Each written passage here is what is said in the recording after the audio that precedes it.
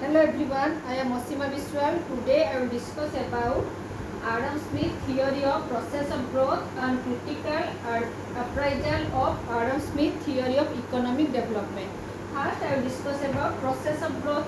Taking institutional, political and natural forces for granted, Smith starts from the assumption that social group may call it a nation will experience a certain rate of economic growth that is accounted for by increase in numbers and by savings. This induces widening of market, which in turn increases division of labor and thus increases productivity. In this theory, the economy grows like a tree. The process is no doubt exposed to disturbances by external factors that are not economic, but in itself it proceeds continuously and steadily. Each situation grows out of preceding one in a uniquely determined way, and the individuals who are combined to produce each situation count individually for no more than individual cells of a tree. The process of growth is cumulative.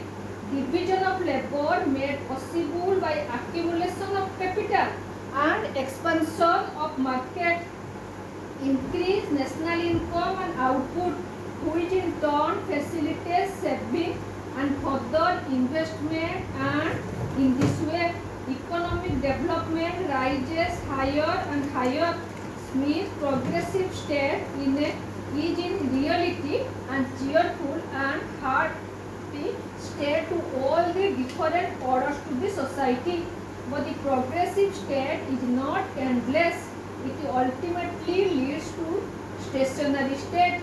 It is scarcity of natural resources that stops growth. An economy in stationary state is characterized by unchanged population, constant total income, subsistence wage, elimination of profit in excess of the minimum consistent with risks and absence of net investment. In his opinion, an economy in stationary state finds itself at the highest level of prosperity consistent with its natural resources and environment. The competition for employment reduces wages to subsistence level, and competition among the business brings profit as low as possible. Once profit falls, it continues to fall. Investment also start declining, and in this way the end results of capitalism in stationary state. When this happens, capital accumulation stops, population becomes stationary, and profits are minimum, wages are at subsistence level. There is no change in per capita income, and production and the economy reaches the state of stagnation. The stationary state is dull, declining. Melancholy in life is hard in stationary state for different sections of the society and miserable in declining state. Smith theory is explained with the help of this diagram. Okay, time is taken along in x-axis and rate of accumulation is determined on y-axis. The economy grows from K to L. Okay, this is K to L. During the time path T. During the time path T, after T, the economy reaches stationary state linked to L, where further growth does not take place because wages rise so high that profits become zero and capital accumulation stops. Okay. Then I will discuss about critical appraisal of Adam Smith theory of economic development. Smith theory has great advantage of pointing out how economic growth comes about and what factors and policies impede it. He discussed the importance of parsimony in saving and capital accumulation, improved technology, division of labor, expansion of market in production, and of the process of balanced growth in the interdependent dependence between farmers, traders and producers. Despite all this, it has certain drawbacks which are discussed. First, static model.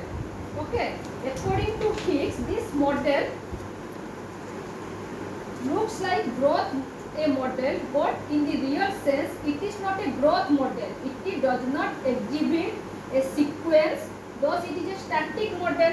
Second, neglect of entrepreneurs. Smith does not emphasize the role of entrepreneurs while developing the theory. Professor Scruter points out that the entrepreneur is the focal point of development. It is entrepreneur who brings about innovation, thereby leading to capital accumulation. Third, ignores the role of state.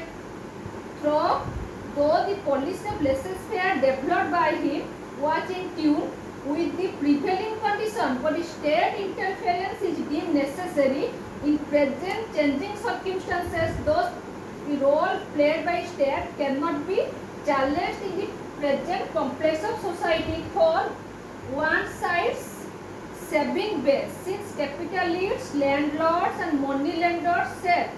But this is one-sided base of saving because the major source of saving in an advanced society was income receivers and not the capitalists and landlords.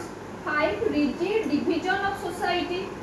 Smith theory is based on the socio-economic environment prevailing in Great Britain and certain parts of Europe. It assumes the existence of rigid division of society between capitalists and laborers and neglect the middle class, which occupies a significant place in the modern society.